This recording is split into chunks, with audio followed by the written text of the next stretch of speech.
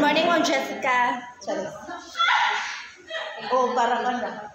Good morning, everyone. Okay, so kani siya nga topic is ikaduha ni siya nga topic.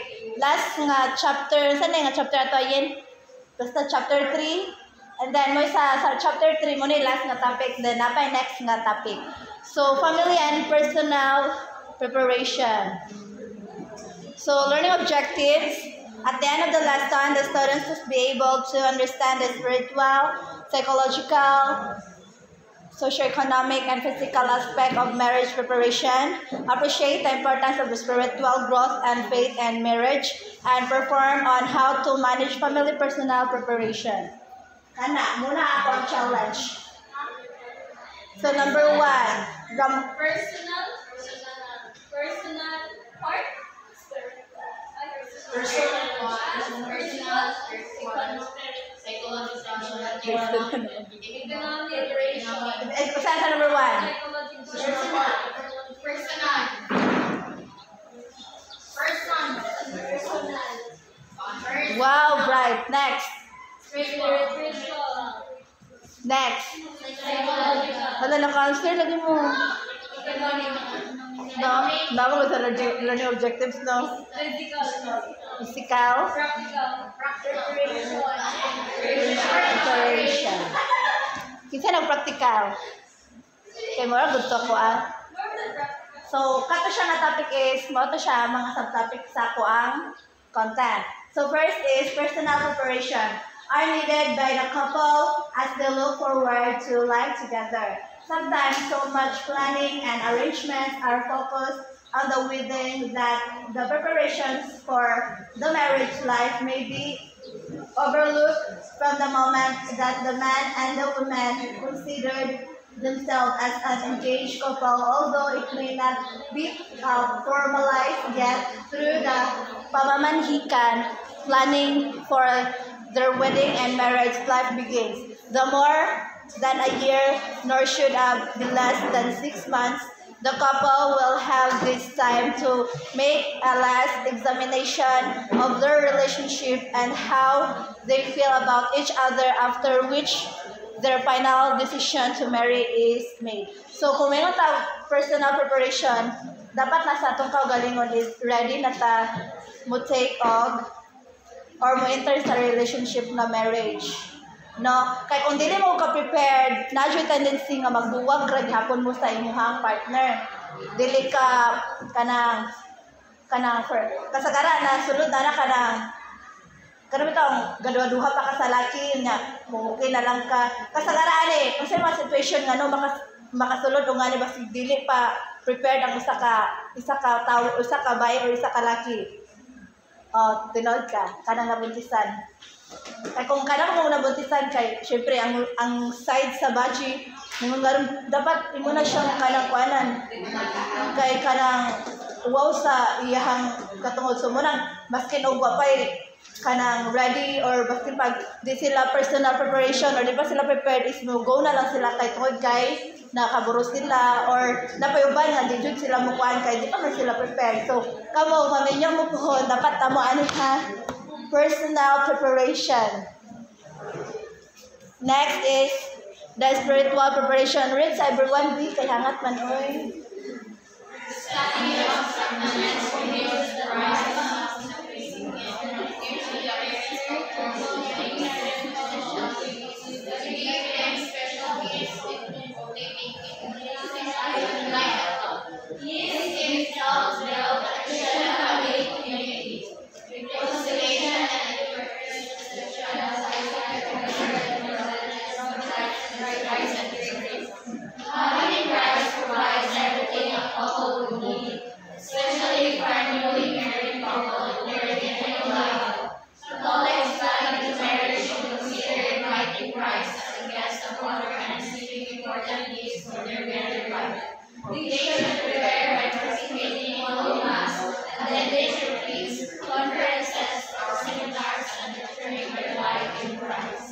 Okay, no? So, kung mayroon tao ka ng the spiritual preparation, dapat kita, kung mayroon na jutaan dapat ba naapod tayo ka ng, kanito mga seminars seminar nga padung tay kasal para jud makapahinusol pa mo kung ready na ba jud mo nga ikasal kay kung kay naman siya ba no kasagara ang kuwang na lang nila kay mga nga na ikakuha sa seminar kay ni back out kay napa sila na realize nga di pa jud ay ko ready. Di ba ko ready? So, kana nga na seminar is ipakuha na siya kung unsay mga obligations nimo, kung makasal na mo, kung unsay mga angay pambuhaton nimo di kay nakasal na mo nya, mag-feeling dagag yapon ka, feeling ulit tao, mas naminyo na.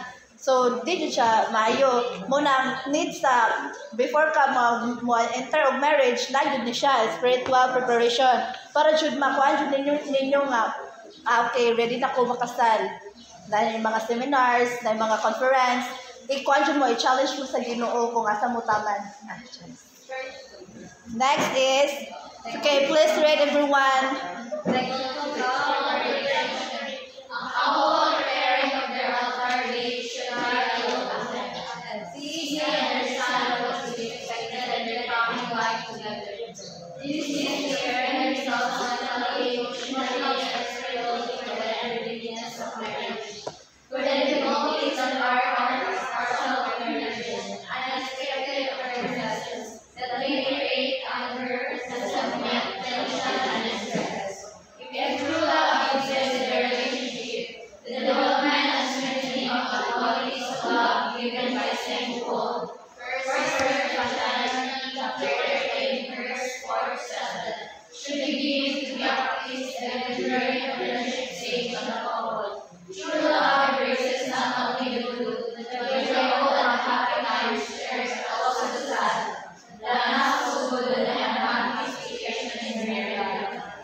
So, mo ni no, isa pod ni siya sa kanang atuang kanandamon kung kaslon ta psychological preparation kay kung kuan man kung wala ta ani say mahitabo sa atong kasal or sa atong marriage, di ba? Magbuwag ra gihapon. Magbuwag niya. Syempre, loy kung ang loy sa kanang sa situation na magbuwag kay ang atong mga anak kay either kanang sila nga broken sila nakoy na silingan na mo kung kanasal na nga tiguang na yung mga ginikanan nagkabit-kabit man oy. So ilang mga anak dagko na so nawawan sila ag sa kalaki kay gadik-adik na kay wala ba og kanang nawawan sila mayon iya kay nganaon iyang mama kanang sayupan kay iyang tubagon yung mama kay yaman jud japong mama pero wa man tay mahimo kay tinuyuan ang pud sa ginikanan kana nga naon si sayahang kuano iyang anak ko uli adto mabur ka tong kakayo nga naon niya kay nadaot sa pagpangani pangani sige uban-uban og pangapi buntag sayo di ang laki ingangay sa badya nagkabit-kabit ang bae nakasa niya karon kay so nagbuwag na sila ang kato yung mga bata kay kuan na kanang nakuan na nang na-separate na sa ilaha na naiuban na adik na sa kalaki loy tayo loy baya mo na kamo kaslon mo dapat dili mo magkuan ha mag-igat-igat sa lain dapat psychological preparation couple other days so kung unsa inyong kuan sa Ginoo mura jud na dili ta magabit o dapat kung unsa ang kanang inyuhang gisabutan mao gyud ang inyuhang tumanon no kay wala man pud sa karelasyon wala bay kalingaw nga happy ra mo kalingaw naman jud ay mga challenges sa inyong life so kumusod mo og kanang pagminyo paghunahuna sa jud mo kapito no kapito. So now, physical preparation. Since having children and building a family is integral to marriage, it will be a good idea for the engaged couple to ensure themselves that they are healthy and capable to becoming parents of healthy children. A medical checkup is recommended. All preparations aspect those that are required by state or church and our cultural heritage, plus through consideration of the personal needs, assure the couple that they are doing everything possible to lay down the basic foundation for a good and strong marriage supported by a God, church, and state, family, and friends. So kung mayroon tayo physical preparation sa ato mismong kaugalingon dapat kuanta, prepared ta, no? Kay kanang kung dili mo ta prepared sa ato ang self para mandaan sa ako ng giingon, magbuwag ra gihapon mo kay ngano di man mo prepared. And then kanang di ba sa kanang minyo na magplan ma-jud mo no o kanang pila yung anak, no, pila yung anak. So dapat ana para mandaan, nakaplano mo. Oo, nagplano ni. Wala. Ikaw yan, nagplano na ka? Ano sa aman? Bakasyon, no? Pwede ra good na. Pwede ra. Next ito eh. Hala. Kasalan bayan, tapos libre na laki.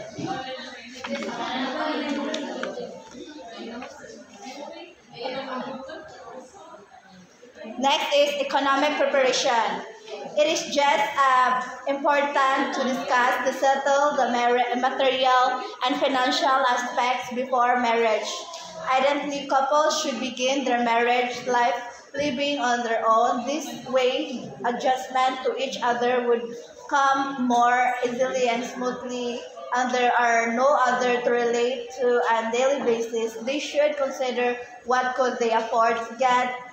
Simple rented a room and decent apartment, or start a down payment for could they afford the cash outflow. So kung mayroon tayo economic preparation, so mana itong kanang mga budget tato. So dapat kanang mag-menu ganin mo, dapat tamoy mga lipang tigom.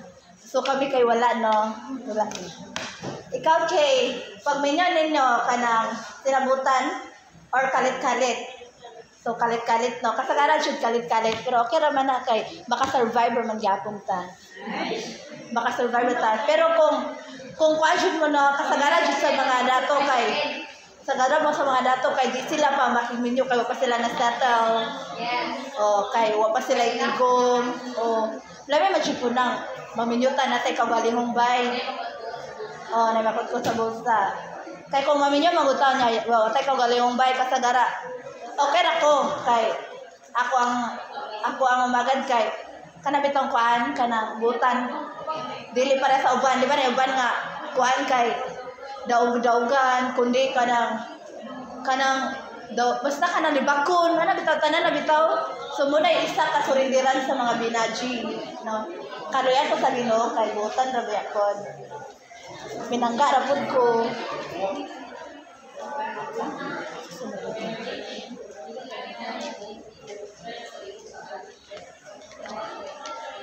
So, in summary, marriage being a concern of both church and state has provisions from both the church and state to safeguard the right of couples who are preparing of their marriage and eventual entry into family life in order to guarantee and the validity of their marriage. No obstacles should come in the way. Family and personal preparations are important things to seriously considered prior to marriage. When the couple to be married has fulfilled all these necessary steps together with the blessings and grace of God, they will start their journey together for better or for worse. So kung sa gingon pa, dapat sa ganito nga mga kuan gani nga dapat ready na ka nga maminyo. First is personal preparation, spiritual preparation, psychological preparation,